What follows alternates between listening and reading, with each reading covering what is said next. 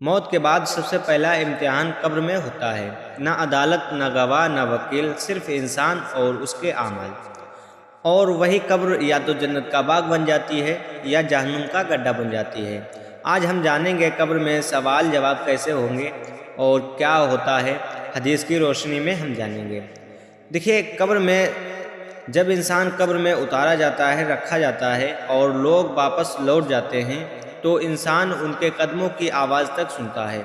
نبی کریم صلی اللہ تعالیٰ علیہ وسلم نے فرمایا، میت لوگوں کے جوتوں کی آواز تک سنتی ہے۔ اس وقت دو فرشتے آتے ہیں، منکر اور نکیر۔ ان کی آواز کڑک، چہرے ڈراونے اور سوال سیدھے دل تک پہنچنے والے ہوتے ہیں۔ پہلا سوال پوچھا جائے گا، فرشتے پوچھیں گے، من رب کا، تیرا رب کون ہے؟ جو مومن ہوگا وہ کہے گا، فوراً کہے گا، ربی اللہ، میرا رب اللہ ہے۔ یہ جواب زبان سے نہیں بلکہ ایمان سے نکلتا ہے۔ اور جس نے دنیا میں اللہ کو بھول رکھا ہے، یعنی وہ دنیا میں اللہ تبارک تعالیٰ کو بھول گیا ہے، وہ کہے گا، ہائے ہائے مجھے نہیں معلوم، ہائے ہائے مجھے نہیں معلوم۔ دوسرا سوال، تیرا دین کیا ہے؟ جب فرشتے پوچھیں گے، فرشتے کہیں گے، ما دین کا، تیرا دین کیا ہے؟ مومن کہے گا، دین الاسلام، دین الاسلام، میرا دین اسلام ہے، کیونکہ اس نے دنیا میں اسلام پر عمل کیا اور وہ اسلام کے راستے پر چلا، نیک راستے پر چلا۔ لیکن جس نے اسلام کو صرف نام کا رکھا، یعنی وہ نام کا مسلمان رہا، اس کی زبان لڑکھڑا جائے گی۔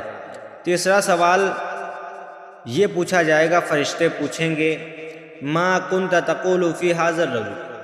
نبی کریم صلی اللہ تعالیٰ علیہ وسلم کی پہلے فوٹو دکھائی جائے گی، تصویر دکھائی جائے گی، اور فرشتے کہیں گے، ما کنت تقول فی ھذا الرجل، تو اس شخص کے بارے میں کیا کہتا ہے؟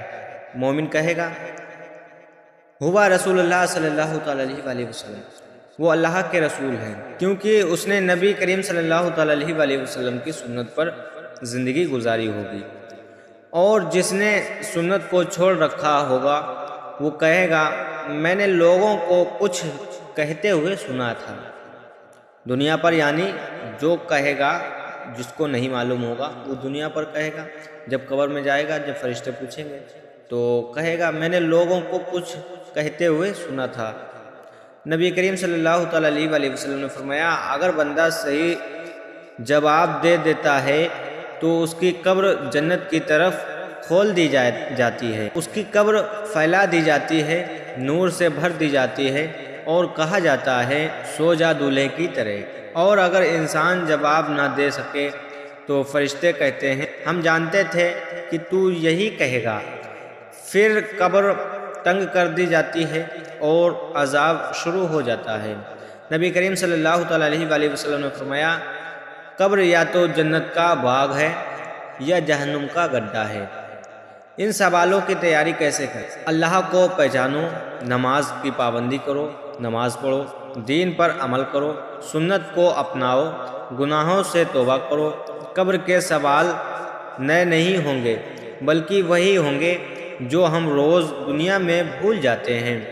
امید کا پیغام، دیکھیے امید کا پیغام، اگر آج ہم زندہ ہیں تو تیاری کا موقع ہے ہمارے پاس، بہت موقع ہے ہمارے پاس۔ آج اگر ہم ایمان مضبوط کر لیں تو قبر کے سوال آسان ہو جاتے ہیں، قبر کے سوال آسان ہو جائیں گے۔